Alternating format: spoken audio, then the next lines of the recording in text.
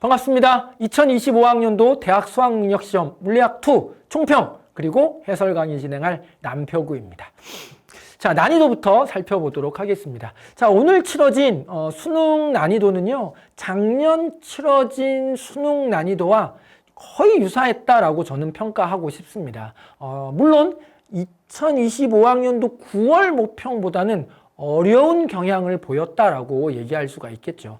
충분히 예견됐던 사실이 아니었을까라고 좀 생각이 들고요. 그만큼 여러분들이 예견되어져 있었기 때문에 맞는 그 난이도에 맞춰서 준비하는 데는 큰 어려움이 없었을 것이다. 과거에 등장했던 정말 고난이도 문제들은 등장하지 않았다라는 것도 우리가 확인해 볼 수 있었던 오늘 치러진 수능 문제였습니다. 출제 경향을 보면 역대급으로 기출 문제들의 변형이 강했다라고 저는 생각을 합니다. 그래서 기출 문제들을 꼼꼼히 풀어봤던 친구들이라면 어렵지 않게 오늘 문제들을 접근해내지 않았을까라고 생각이 들고요. 거기에 한 가지를 더 추가한다면 EBS 연계교재의 활용도가 체감 활용도가 좀 높아졌다라고 평가할 수 있을 것 같아요. 대표적으로 4번이라든지 11번 그리고 18번 이런 문제들은요, EBS 연계교재에 등장했던 그림들을 그대로 따서 쓴 문제인 것으로 평가할 수 있을 것 같습니다. 그래서 앞으로 혹시라도 2026 수능, 2027 수능을 준비하는 친구들이라면 EBS 연계교재의 문제들 를 한 번쯤은 꼼꼼하게 살펴보는 게 좋겠다. 특히나 좀 특이한 그림들 같은 경우는 기존의 기출들과는 좀 다른 그림들 같은 경우는 다시 한번 눈여겨보시고 머릿속에 담아두는 게 좋겠다라는 얘기를 좀 하고 싶습니다.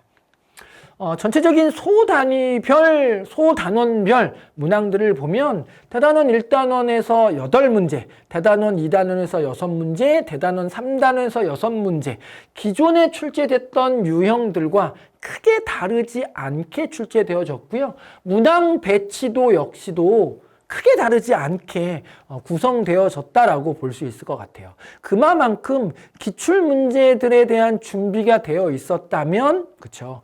각 문항을 맞이하는 마음가짐도 좀 편안하지 않았었을까라는 생각을 해봅니다.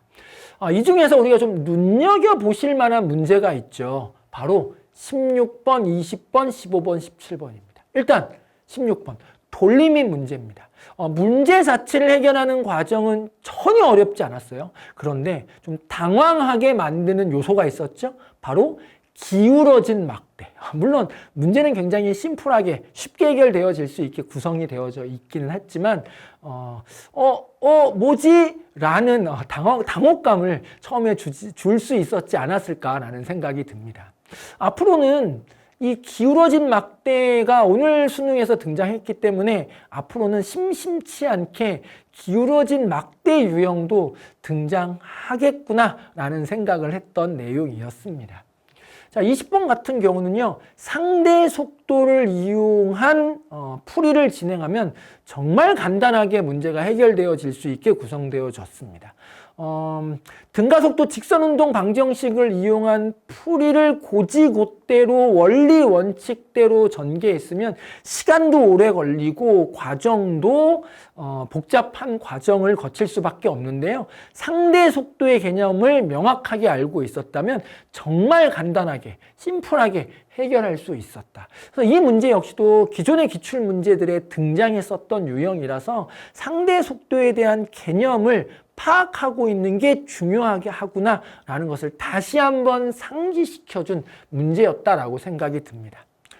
축전기 15번 문제 유형은요, 작년, 즉 2024학년도 6월 모평 축전기 문제랑 거의 판박이었습니다. 결국 기출 문제들을 얼마나 성실하게 분석했느냐, 준비했느냐가 결국은 수능을 준비하는 기본이구나라는 것을 일깨워준 문제였다라고 생각이 드는 내용이었고요. 전자기 유도 문제는요, 이렇게 자기장 영역에서 회전하는 고리 문제가 굉장히 많이 등장을 했었는데 처음으로 고리의 각속도가 변하는 문제가 등장을 했습니다. 그동안은 이 고리가 회전할 때 각속도가 항상 일정한 문제만 나왔었거든요. 근데 얘는요, 중간에 각속도가 변해요. 그게 문제를 해결하는 중요한 포인트였어요. 이처럼 중간에 문제 상황, 기존의 기출 문제를 살짝 변형시키는 유형들도 등장할 수 있다라는 생각으로 혹시라도 2026 수능, 2027 수능을 준비하는 친구들은 마음에 담아두셔야 하겠다라는 말씀을 드리면서 총평 마치도록 하겠습니다.